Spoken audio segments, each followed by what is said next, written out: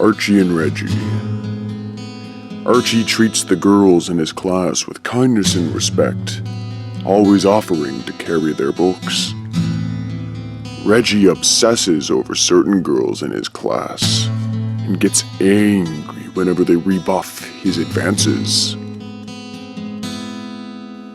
Although they sometimes disagree, Archie honors his mother and father, helping them with chores around the house. Reggie does nothing for his allowance, and once got into a fight with his dad after losing the baseball game. When the zombie apocalypse happened, Archie stepped up as leader of the group to protect his friends, even if it meant making some hard choices.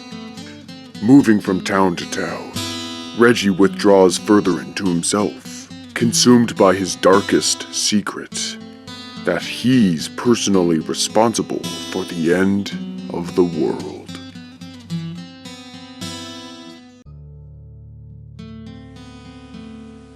It's true what they say. No one thinks of themselves as a villain. Everyone is the hero of their own life story. I'll give you an example. Not long after the spring thaw, I found 4 horses in the barn of an otherwise deserted farm. Starving, but luckily there was some hay in the loft, and that was still good. That hadn't gotten wet and rotted during the winter. So I fed the horses from my hand, coaxing them back to strength. Such noble, godlike beasts, horses. They were scared at first, but I petted them and whispered soothing things in their ears. I told them everything was going to be all right. That all they had to do was trust me. Then I rode one of them back to the camp, leading the other 3 behind me. Everyone agreed. The horses were a game changer. We could load our provisions on them, make better time. Our scouts, Kevin and Ginger, could ride ahead for miles, then report back to us in 1 hour instead of 5. I was hailed a hero by the rest of the gang. Mr. Lodge said the horses might make all the difference between us surviving and not.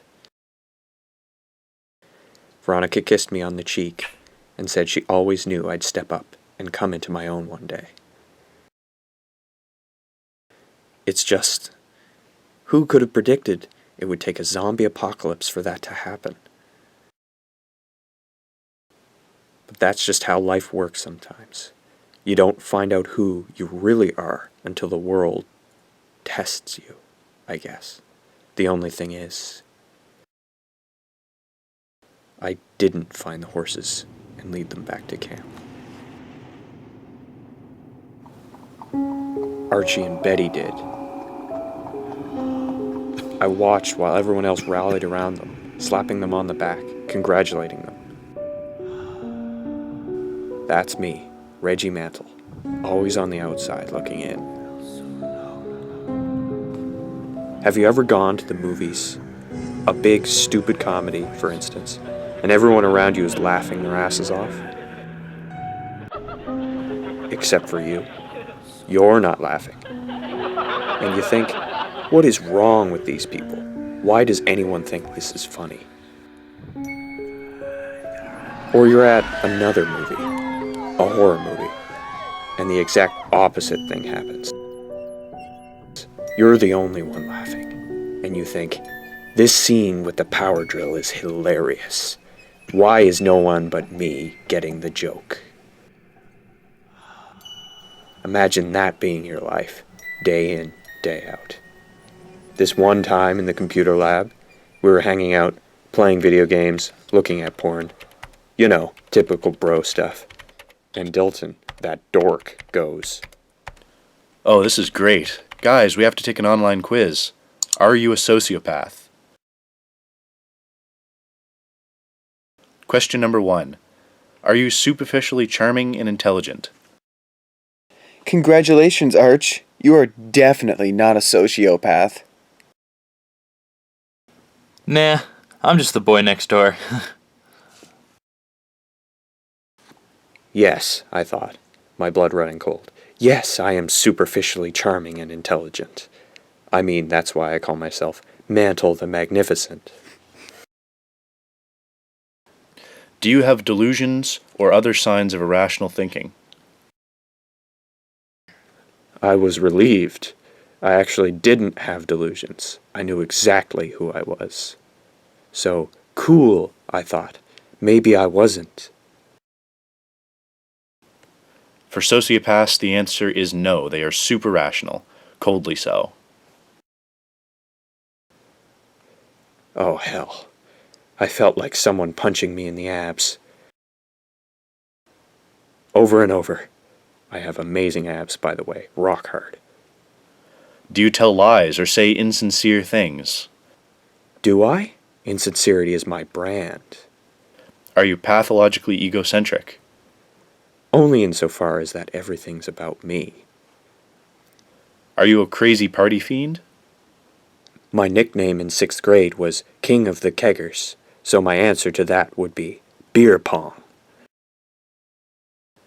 Do you generally lack the ambition to react emotionally? Archie cries watching puppy videos on YouTube. So again, not a sociopath. Considering the last time I cried was never, I was starting to get seriously concerned. Was I, Reggie Mantle, a teen sociopath? But then came the last 2 questions. And I was saved. Are you incapable of love? Sociopaths are. Which may or may not be true, but I knew what love, real love was, Kevin. I felt it. For Midge? For Midge. Gorgeous, imperious, unattainable Midge Clump. Midge Clump, light of my life, fire of my loins. Get away from me, you stalker. She was a goddess amongst geese. Midge. She was the last thing I thought about before going to sleep. Midge. The first thought I had every morning. Midge. There was only one problem. Goddamn Mason. Moose smash. Hey, you big dumb lug. The fact that Midge was dating that mountain of mediocrity only made me want her more. The little tease. They were a passionate couple. They loved passionately. They fought passionately. God, could you be a bigger waste of time? Actually, no, there's no way you could be bigger. And when they fought, guess who she turned to for comfort? Mantle the Magnificent. You can drive me home, but that's it. Sure, Midgie, you got it. But it was never just the drive home. I'm telling you, Kev, it was love. What was the other question? You said the last 2 questions. Getting to it, the last question Dilton asked was, Do you ever feel remorse or shame? Sociopaths never feel guilt. Now, normally I don't. Normally I'm like, life's too short for regrets. But this last year, all I felt is guilt. This is completely my fault, Kevin. What is? Everything.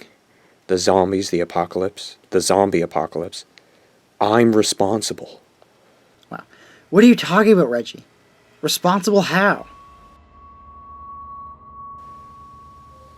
I'm not a bad person, Kevin. But I did a very bad thing. The week of the Halloween dance. God, doesn't that seem like forever ago? Midge texted me to meet her at Pop's. It was an emergency. Talk to me. What's going on, Midge, baby? I'm in trouble, Reggie, and I need money. $500. Wait, 500? Midge, what kind of... What do you think, genius? Actually, it's probably not what you're thinking. It may be nothing. Sorry, I'm just really, really stressed out. I said what I was supposed to say. Have you talked to Moose about whatever this is? No, and I'm not going to. He doesn't have any money, and I don't want him to know, since it's none of his business, since it has nothing to do with him. Please, Reggie, you probably have $500 in your sock drawer. The only other person in town with that kind of money is Veronica, and I can't go there with her. I only wanted to help. Sure, no problem, Midge. I'll have it for you tomorrow. What are you doing with my girl, Reggie? Nothing, Moose, baby. We were just talking. Come on, it's late. Take me home. Talking about what? How he's always trying to make time with you. I should have kept my trap shut, but then that's never been my style. Hey, Moose, has anyone ever told you you sound like a goon out of a Dick Tracy comic strip? After that, the primal scene was reenacted yet again. And then I was driving home from Pop's, enraged. I mean, all I'd wanted to do was help Midge. Which is when... Have you ever done something wrong, Kevin? If for no other reason than you knew no one would ever find out? Huh? No, never. How about because you were hurting and you wanted something else to hurt too? Reggie, you're scaring me. Yeah, you probably should be scared, Kev. Anyway, I was cresting a hill and I swerved, Kevin, deliberately. In that last moment, I swerved to hit. Who? Who? Reggie? Hot Dog. I swerved to hit Hot Dog. Hot dog? Hot dog? It was the most sickening sound I've ever heard in my life. Ka-thunk. Ka-thunk. I pulled over, ran to where Hot Dog was, picked him up in my arms. My plan was to get him to the vet, but the way Hot Dog was wheezing, I knew he'd never make it. So I took him to Jughead's and set him down on the lawn. I wanted Hot Dog to be home when When he died, because you killed him. You killed Hot Dog for no reason. I think there's something really, really wrong with me, Kevin. Inside, I think. I think something's missing or broken inside of me.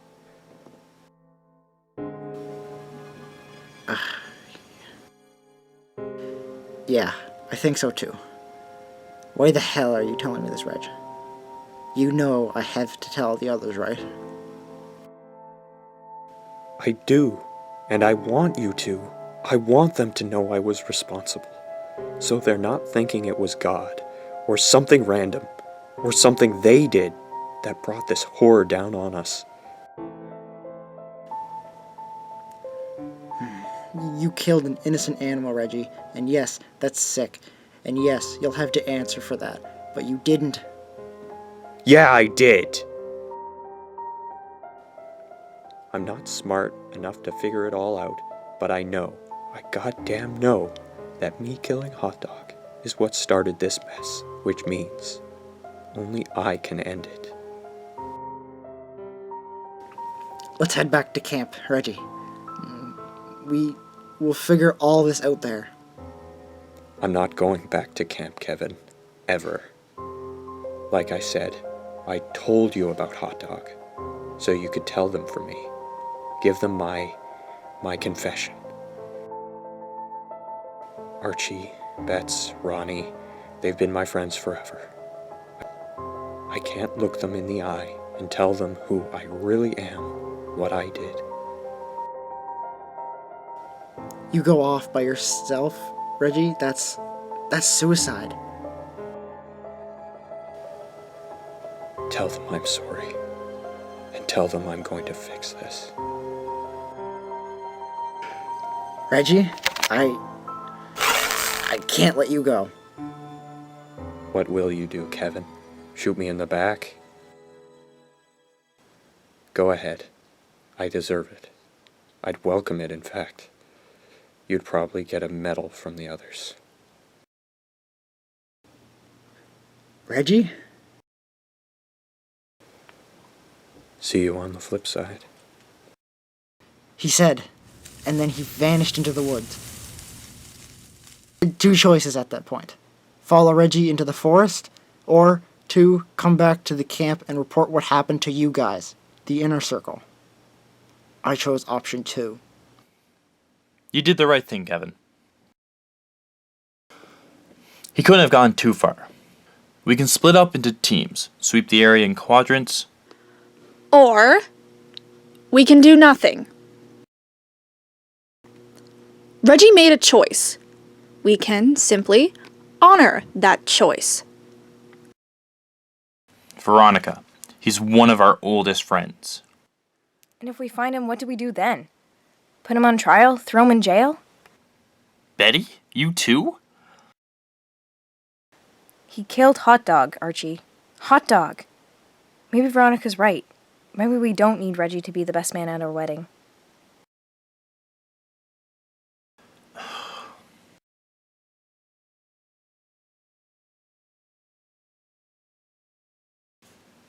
Damn it, Reggie. Kevin, would you do me the honor? I'd take a bullet for you, Arch. Anytime, anywhere. Thanks, pal. Wait, guys. Before we go back to camp, I don't want to tell the others about Hot Dog. It's too friggin' horrible. But what do we tell them about Reggie? That he just disappeared? Exactly that. No more, no less. The gates of hell are open now, Archiekins. People go missing all the time. There was this one time after the 6th grade. Me, Jughead, and Archie spent the summer building a treehouse in the huge-ass tree in Archie's backyard. Mr. Andrews and Mrs. Andrews spent the summer keeping an eye on us, helping us when we needed to cut lumber, bringing us lemonade when the sun got too hot. I remember being so jealous of Archie. His family wasn't poor, but they weren't rich either. And Archie, back then, even more than now, was just this goofball. But still, his mom and dad loved spending time with him. Jeez, Mantle, give the world a break. Is that why you're a sociopath? Because mommy and daddy didn't coddle you? At the end of summer, over Labor Day weekend, Mr. and Mrs. Andrews were at a cookout at the Lopez's house. We'd stayed behind to chillax in the treehouse, and I don't know how it happened, but Archie tripped and accidentally knocked Jughead out of the treehouse. He broke his leg, so Archie and I carried him like 2 miles to the hospital. Everything was fine in the end. Jughead had a cast on his leg for 6 weeks, and bragging rights for the rest of the year. Mrs. Jones said Archie and I were such good boys that her son was lucky to have us for best friends. Lucky. Right.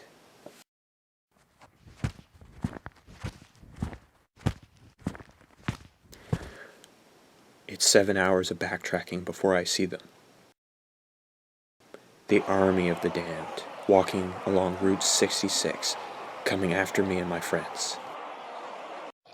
It's another half hour before we're in spitting distance of each other. My plan is simple. Close my eyes and walk into the horde of zombies. Hope they tear me apart limb from limb. Pray it doesn't hurt too much. Once I'm dead, once the original crime has been punished, they stop chasing the gang. The horror ends. Of course, that's just my plan. The zombies, it turns out, aren't on the same page. They part from me, and they don't touch me like I'm the one who's diseased. I do the only thing I can. I keep walking through them until I reach ground zero of the contagion, where he is, the king of the zombies, wearing his crown. Of course, it would be Jughead that has to kill me. That makes the most poetic sense. But then he steps aside, revealing the Dog of Doom. I kneel before it. Hot Dog, now Anubis, the jackal, the god of death. Please, I think, let this be the end of it. Hot Dog, heal. Who? Reggie Mantle, our Dark Prince. Sabrina? You've played your part so very well. It was meant to end here. But our master is not without mercy. Our master rewards those who serve him. And he has something for you, Reggie. I don't want anything. I just want this to be over. That's not true. There is one thing you still crave in that twisted little heart of yours.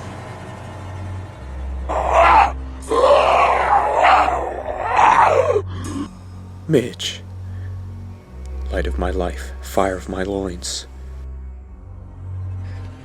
We'd make her whole again, and then she'd be yours, Reggie. She'd do whatever you want. More importantly, you'd be able to do whatever you want to her. Midge. Yes, please, yes! You just have to do one last thing for us. One tiny thing. Yes. God, anything. For Midge. To have Midge. You need to go back to your friends. You need to beg their forgiveness. And then you need to kill their hope. You need to kill Betty Cooper, Reggie. And then Midge will be yours forever. No one thinks of themselves as a villain. I have this picture in my head. Midge and I are horseback riding. I think everyone is the hero of their own story. Say yes, Prince Reggie, and Midge Clump shall be yours. You don't find out who you really are until the world tests you. Kill Betty Cooper. Sure, why not?